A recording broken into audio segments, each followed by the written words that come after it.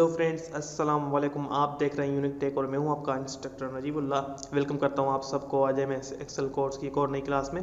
तो फ्रेंड्स, जैसे कि हमने कुछ पिछली क्लासेस में टूल्स स्टडी किए थे काफ़ी सारे इंसर्ट टैब में, जैसे कि 3D मैप हो गया, पिवट चार्ट, मैप्स, चार्ट्स वगैरह। तो हमने काफ़ी टूल्स स्टडी किए। अब मैंने सोचा कि आज हम एक फार्मूला स्टडी कर लें, फार्मूलाज को भी थोड़ा साथ लेते चलें, तो आहिस्ता आहिस्ता आपके फार्मूलाज भी कवर होते जाएंगे। जब हम टूल्स एंड करेंगे तो फिर हमें आसानी रहेगी कि हम कैसे मतलब ये आसानी हमें रहेगी कि हम फिर लास्ट में डायरेक्ट शीट्स वगैरह बना सकेंगे। कि अगर आपको सब फार्मूलाज यूज़ करना आ गए होंगे और टूल्स भी दोनों साथ में कंप्लीट होंगे तो फिर आपको शीट्स बनाने में कोई मसला नहीं होगा। ठीक है, तो आहिस्ता आहिस्ता हम फार्मूलाज को साथ लेके चलते हैं। तो आज जो हम फार्मूला सीखेंगे वो है समिफ। ठीक है, समिफ को हम एग्जांपल्स के साथ समझेंगे कि उसको किस तरीके से कहाँ कहाँ भी यूज़ किया जा सकता है। हम पूरा उसको एक्सप्लेन करेंगे। आपको पता है मैं हमेशा हर फॉर्मूले को ऐसे समझाता हूँ कि उसका यूज़ आपको समझ आ जाए। यूज़ करने का तरीका कॉपी ना करना पड़े आपको, जस्ट कॉपी करके ये ऐसे यूज़ होगा नहीं। आपको वो फॉर्मूला कहाँ कहाँ अप्लाई हो सकता है ऐसे आइडिया हो जाए, मैं ऐसे समझाने की आपको ट्राई करता हूँ। तो चलिए ज़्यादा टाइम वेस्ट नहीं करते, शुरू करते हैं। सबसे पहले आपको करना क्या है, जैसे हमने वीलुकअप की एक शीट बनाई थी, एक लिस्ट बनाई थी आपने शॉप के लिए। पहले हम वो बनाएंगे। मैं आपको बताता हूँ कि क्यों बनाएंगे। आप सोच रहे हैं कि अगर वीलुकअप से वो काम हो सकता है तो हम यहाँ पे वो चीज़ क्यों अप्लाई कर रहे हैं, बट मैं आपको रीज़न बताता हूँ। ठीक है, पहले हम इसको यहाँ पर कुछ लिख देते हैं data. CPU, LCD, mouse, keyboard और DVD रूम हम डाल देते हैं इसमें। ठीक है, और उसके बाद हम इसमें CD रूम और उनके रेट्स यहाँ पे डाल देंगे। ठीक है, CPU हम कह देते हैं फॉर एग्जाम्पल 4000 का हमारे दुकान पे जितने भी पीसेज हैं 4000 के हैं।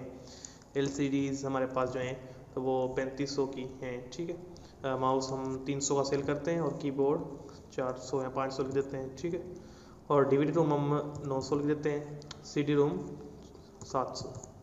तो इस तरीके से हम डेटा हमारे शीट में एंटर कर लेंगे, हमारी शीट में।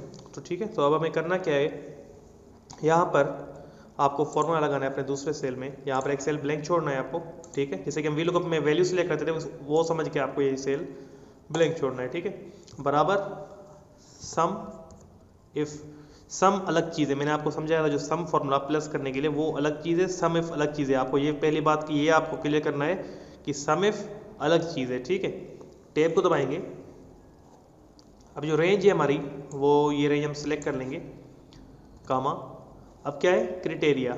ठीक है, तो अब यहाँ पर हमने पहले आप फॉर्मूले को समझें। ठीक है, पहले क्या मांग रहा है, रेंज मांग रहा है, तो आपने रेंज दे दी। जो आपकी टेबल होगी वो पूरी डेटा आप सिलेक्ट करेंगे। फिर क्या मांग रहे हैं, क्राइटेरिया। क्राइटेरिया मतलब कि आप किस वैल्यू को इस टेबल में सर्च करना चाहते हैं, रेंज में सर्च करना चाहते हैं। तो हमारी क्राइटेरिया क्या है, ये है, कामा। अब कहता है कि इसके बेस पे आपको इन दोनों के बेस पे क्या शो करूं, तो वो कह रहा है कि सम रेंज। ठीक है, कौन सी रेंज को सम करके आपको शो करूं, हम कहते हैं इस रेट को शो करो मैं। ठीक है, शिफ्ट ब्रैकेट बंद। ठीक है, तो अब हमारे पास देखिए 0 क्यों आया है, क्योंकि हमने यहाँ पर वैल्यू इंटर नहीं की। ठीक है, मैं यहाँ पर लिख देता हूँ माउस,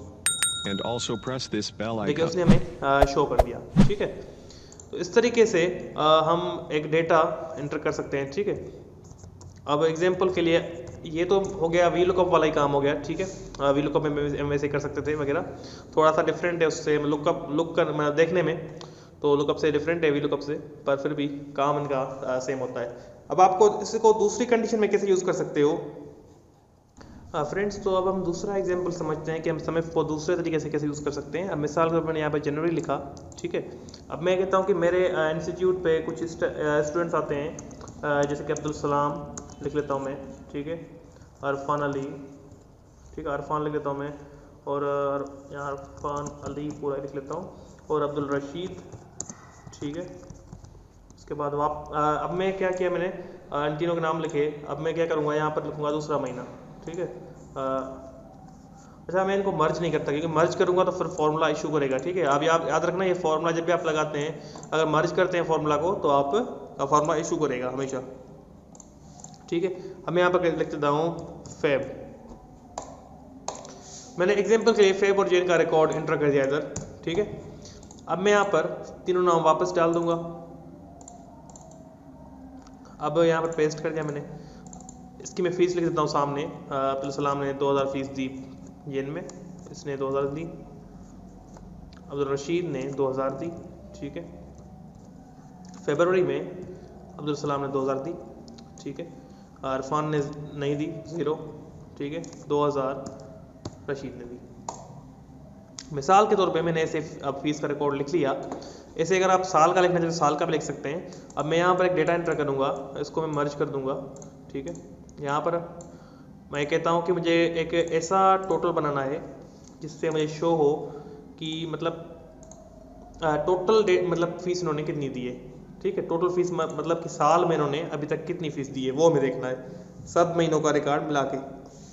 मैं आपको 2 महीनों पे समझा रहा हूँ, आप साल का रिकॉर्ड बना सकते हैं, ठीक है। यहाँ पर नाम अब पहले मैं फॉर्मूला लगा देता हूँ, समिफ, ठीक है। ये दूसरा एग्जांपल है। आई होप आपको ये फॉर्मूला इजीली समझ आ जाएगा, आप जिस तरीके से मैं समझाने की कोशिश कर रहा हूँ। कामा, अब क्राइटेरिया मार देंगे, कामा, सम रेंज हमारी कौन सी रहेगी आपको पता है, ये ब्रैकेट बंद कर देंगे, इंटर कर देंगे। यहाँ पर अगर अब्दुल सलाम हम लिख के देखें, कितनी बता रहा है, उसने 4000 फीस दी। हालांकि उसने एक महीने में 2000 दिए, दूसरे महीने में 2000 दिए, पर उसने कैलकुलेट करके हमें बता दिया कि टोटल 2 महीनों में उसने 4000 फीस दी है। तो फ्रेंड्स इस तरीके से आप एक मतलब पूरे साल का रिकॉर्ड चेक कर सकते हैं, टोटल उसने कितने दिए हैं।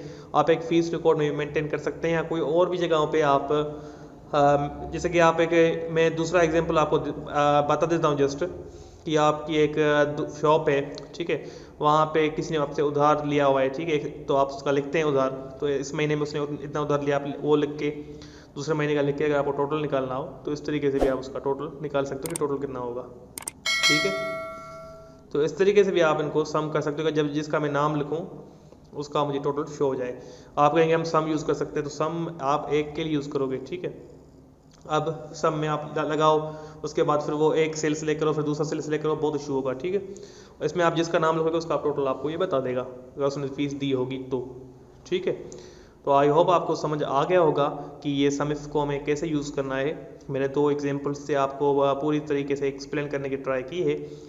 अगर आपको समझ आ गया है और आपको पसंद आया ट्यूटोरियल तो काइंडली कमेंट ज़रूर कीजिएगा। थोड़ी सी सपोर्ट आपकी चाहिए, आपकी सपोर्ट की ज़रूरत है।